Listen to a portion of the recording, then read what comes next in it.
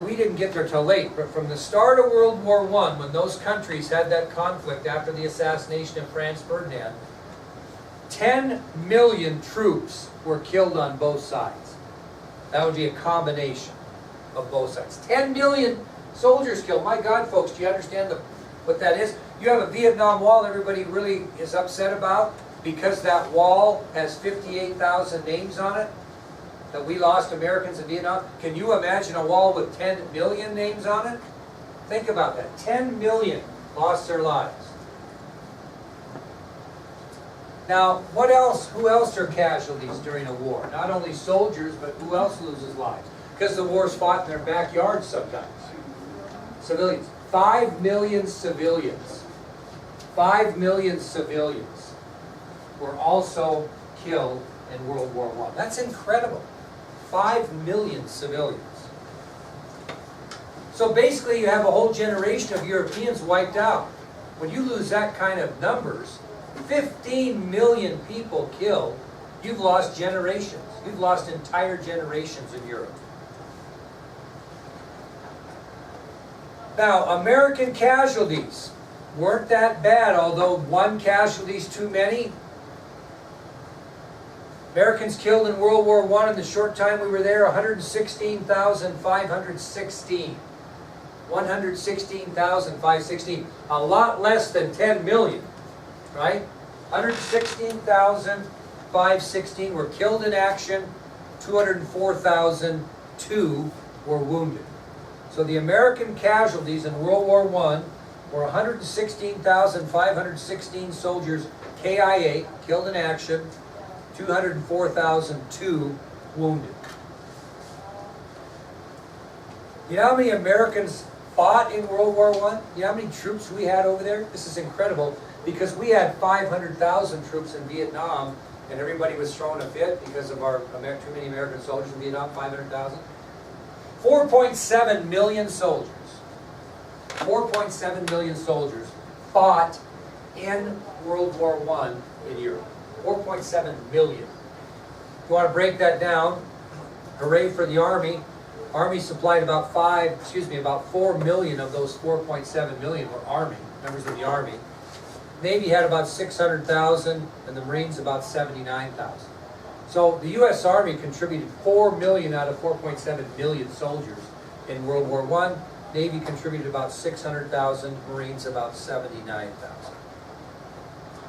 Well, what happens after a war ends? What do you got to have? You have a peace conference, right? This is really what happens. You have to have a peace conference. You have a truce. You have a treaty. So the last thing we'll talk about today will be the peace conference in France. Peace conference in France.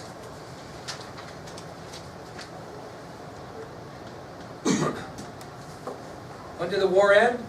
November 11th, 1918. On December 4th of 1918, President Wilson set sail for France.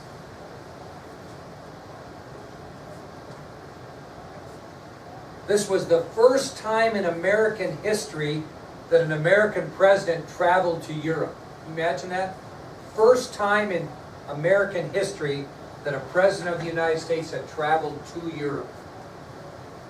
And he did so on December 4th, 1918. Where was the peace conference held, do you think? Which country would you guess? France, very good. And when President Wilson arrived in France, he was greeted by huge crowds that wanted to see him because he was very, very popular. They called him the great peacemaker from America. So France was very happy to see President Wilson. He was cheered with big crowds when he arrived in France, and the people of France referred to Wilson as the great peacemaker from America.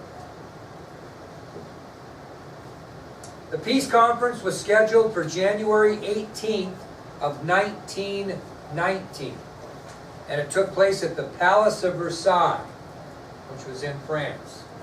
So the peace conference was scheduled for January 18th, 1919, and was scheduled at the Palace of Versailles. Now the people that would be there would be leaders of the Allied nations. And there were 4 men in particular that stood out at the peace conference. Obviously, President Wilson of the United States was one, right?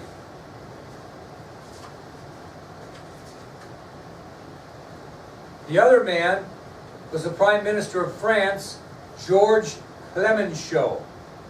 Georges Clemenceau of France. He was there. Georges Clemenceau of France. What other country would be represented? Great Britain. David Lloyd George of Great Britain. And the Russians, who were allies with Italy, actually sent the Italian leader, Vittorio Orlando. He was from Italy. So the people that made it to the peace conference were the President Wilson of the United States, Georges Clemenceau of France, David Lloyd George of Great Britain, and the representative for Russia and Italy was Vittorio Orlando. These 4 men became known in history as the Big Four. The Big Four. Now, what was Wilson's goal when he went there? What did he want to come back home with? Think, come on. What? Peace, and what else? What? Which was all part of what, really? Which was, the key part of that was what? He wanted to come back with an established League of Nations. He thought the League of Nations, point 14, would take care of points 1 through 13, because you'd sit down and talk together as countries and make sure these things came about. The problem was, when Woodrow Wilson got to this peace conference, he found out pretty quickly that the other 3 leaders were much more interested in pursuing their own national interests than forming any kind of a League of Nations to work together. In other words, it's like a basketball team whose players are more interested in how many points they score than winning the game. That's how he saw it. Each of these countries were more interested in what they were going to gain from World War I rather than what they could gain as a group together by forming a League of Nations. Well, sadly enough, President Wilson couldn't even win approval from Congress back in the United States for a League of Nations. Many people in the United States opposed his League of Nations.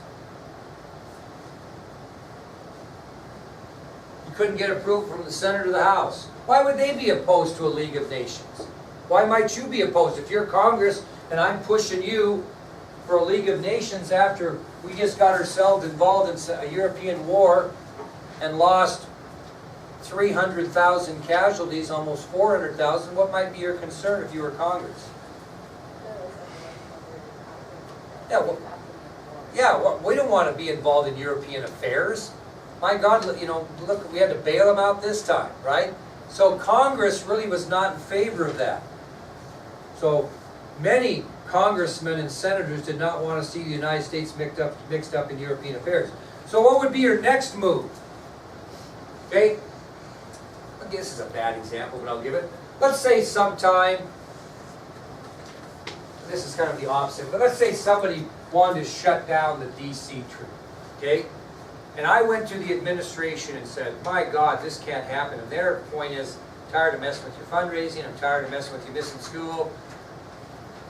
We're not supporting you going on this trip. Where would I go next? Huh? What? What'd you say? Or, no, in this instance, who would I go to next? Who? No, I'm going, the board, okay, well, I should have rephrased that. So, all the people above me are just thinking, I'm not letting that AP 1 class go next year. It's a waste of time. We don't want to raise money. And so I went to the board, I just rephrased. The board says I can't go. I go to the administration, they say I'm supporting the board. Who do I campaign to next? And who are the people? You. First thing I'd do is I'd go to you and say, hey, guess what? You're not going to go unless you rally. So who did Wilson go to try to get his League of Nations when the higher-ups wouldn't allow it? He went to the American people, right? he went to the American people. So he decided, when he was shut down by Congress, to go directly to the people of the United States to convince them that developing a League of Nations would be the right thing to do. So he has to go on what? A campaign, so to speak, or a speaking tour, because he wants to speak to as many groups of people as he can in the United States to explain how great this would be, right? Well, he begins this tour in September of 1919. So after getting shut down from Congress, Wilson decides to go directly to the people of the United States to convince them that joining a League of Nations would be the right thing to do for our country. He begins in September of 1919. He begins a grueling speaking tour. He's on a special train that's traveling across the country and basically just stops the train and talks to groups of people in different towns. And he traveled over 100,000 miles and gave 40 different speeches, beginning in September of 1919. To the point where it did what? Left him frail and weak. He was totally exhausted. He went on this grueling speaking tour, covering 100,000 miles and giving 40 speeches. And on September 25th of 1919, right after he gave a speech in Colorado, he simply collapsed and had to be taken back to Washington, D.C. So during this grueling speaking tour, in which he traveled 100,000 miles and gave 40 speeches, finally in Colorado, after he gives a speech there, he simply collapsed and was taken back to Washington, D.C.